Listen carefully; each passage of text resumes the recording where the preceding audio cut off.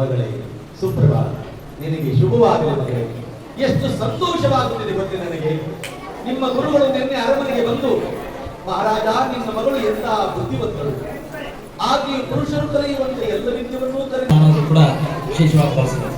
ನಮ್ಮ ತೆಂಕಿನಲ್ಲಿ ಉಮೇಶ್ ಅವರು ಕೂಡ ಒಂದು ಜಾನಪದ ಸಾಹಿತ್ಯ ಜಾನಪದ ಕಲೆಯನ್ನು ಅಳವಡಿಸಿಕೊಂಡು ಎಲ್ಲ ಶಾಲಾ ಕಾಲೇಜುಗಳಲ್ಲಿ ವಿದ್ಯಾರ್ಥಿಗಳನ್ನು ಆ ಒಂದು ದಿಕ್ಕಿಗೆ ತೆಗೆದುಕೊಂಡು ಹೋಗುವಂಥ ಒಂದು ಕೆಲಸವನ್ನು ವಿಶೇಷವಾಗಿ ಮಾಡಿದ್ದಾರೆ.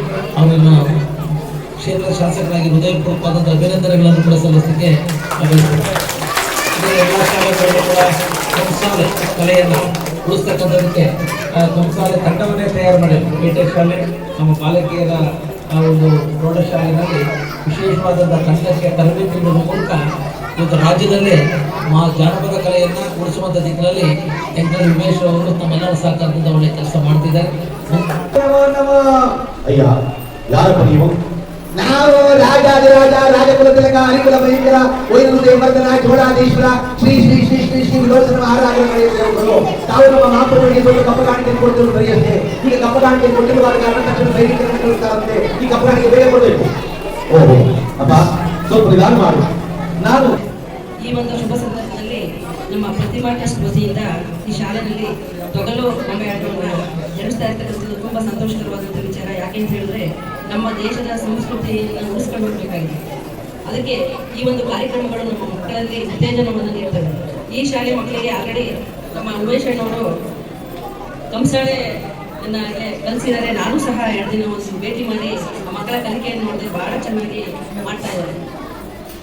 ಯಾಕೆಂತ ಹೇಳಿದ್ರೆ ಈಗ ನಮ್ಮ ಉಮೇಶ್ ತೆಂಕನಹಳ್ಳಿ ಅವರು ಬೇರೆ ಶಾಲೆಗಳಿಗೆ ಹೋಗ್ಬೋದಾಯ್ತು, ಆದ್ರೆ ಅವರು ಸರ್ಕಾರಿ ಶಾಲೆಯಲ್ಲೇ ನಾವು ನೋಡಿದಾಗೆ ನಮ್ಮ ಪಕ್ಕದ ಸರ್ಕಾರಿ ಬಾಲಕಿಯರ ಪ್ರೌಢಶಾಲೆ ಮಕ್ಕಳನ್ನ ಕಂಸಾಲೆಯಲ್ಲಿ ರಾಜ್ಯ ಮಟ್ಟದವರೆಗೂ ಸಹ ದೇಶ ಮಟ್ಟದವರೆಗೂ ಕರೆದುಕೊಂಡಿದ್ದಾರೆ.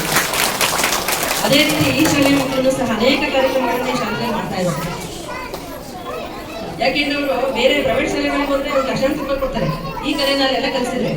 ಆದ್ರೆ ಸರ್ಕಾರಿ ಶಾಲೆಯಲ್ಲಿ ಅವ್ರು ಆಯ್ಕೆ ಮಾಡ್ಕೊಂಡಿದ್ದಾರೆ. ಅದು ನಿಜವಾಗ್ಲೂ ನಾವು ಸಂತೋಷ ಕೊಡ್ತಕ್ಕಂಥ ವಿಚಾರ. ಅವರು ಏನೇ ಕಾರ್ಯಕ್ರಮ ಮಾಡಬೇಕಾದ್ರೆ ನಾವು ತುಂಬ ಅವ್ರಿಗೆ ಸಹಕಾರವನ್ನು ನಾವು ಸಹ ಅವ್ರಿಗೆ ನೀಡ್ತಾ ಬಂದಿದ್ದೀವಿ. ಹಾಗೆ ಒಂದು ಪುಸ್ತಕವನ್ನು ಸಹ ಬರೆದಿದ್ವಿ, ಅದು ಸಹ ನಾನು ಓದಿದ್ದು ತುಂಬ ಚೆನ್ನಾಗಿದೆ.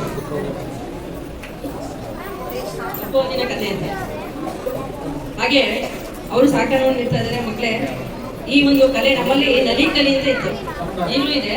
ಅದರ ವತಿಯಿಂದ ನಾವು ಈ ತೊಗಲು ಗೊಂಬೆ ಆಟವನ್ನು ಶಿಕ್ಷಕರು ಮಾಡಬೇಕಾಗಿತ್ತು. ವಾರದಲ್ಲಿ 1 ದಿನ ಇತ್ತು ಪಪೆಟ್ ಶೋ ಅಂತ ಹೇಳಿ. ಅದೇನೆ ಇದೇ ಒಂದು ಕಾನ್ಸೆಪ್ಟ್. ಅದು ತೊಗಲು ಗೊಂಬೆ ದಿನ ಪಪೆಟ್ ಶೋ ಅಂತ ಇತ್ತು, ಅದನ್ನ ಮಾಡ್ತಾ ಇದ್ವಿ. ಇತ್ತೀಚಿನ ದಿನಗಳಲ್ಲಿ ಶಿಕ್ಷಕರ ಆಸಕ್ತಿಯನ್ನು ಕಟ್ಕೊಂಡು ಅದನ್ನ ಮಾಡ್ತಾ ಇಲ್ಲ.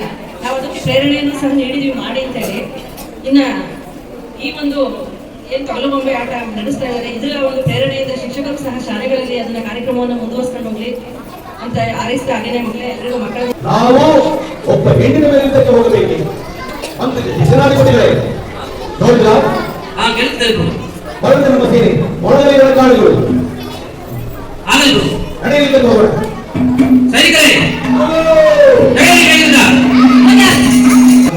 ಒಂದು ಜಾನಪದ ಕಲೆ ನಮ್ಮ ತಾಲೂಕಿನಲ್ಲಿ ಇಷ್ಟು ಉಳಿತಾ ಇದೆ, ಬೆಳೀತಾ ಇದೆ ಅನ್ನೋದಕ್ಕೆ ಈ ಪ್ರತಿಮಾ ಟ್ರಸ್ಟ್ ಕಾರಣ ಅಂತ ಈ ಸಂದರ್ಭದಲ್ಲಿ ನಾನು ಹೇಳಕ್ಕೆ ಇಷ್ಟಪಡ್ತೇನೆ.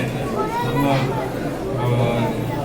ತಾಲೂಕು ಮಟ್ಟದಲ್ಲಿ, ಜಿಲ್ಲಾ ಮಟ್ಟದಲ್ಲಿ, ರಾಜ್ಯ ಮಟ್ಟದಲ್ಲಿ, ಈಗ ದೇಶದ ಮಟ್ಟದಲ್ಲೂ ಕೂಡ ಒಂದು ಈ ಕಲೆಯನ್ನು ಉಳಿಸುವಂಥ ಪ್ರಯತ್ನವನ್ನು ಈ ಪ್ರತಿಮಾ ಟ್ರಸ್ಟ್ ಮಾಡ್ತಾ ಇದೆ. ಅವರಿಗೆ ಶುಭವಾಗಲಿ.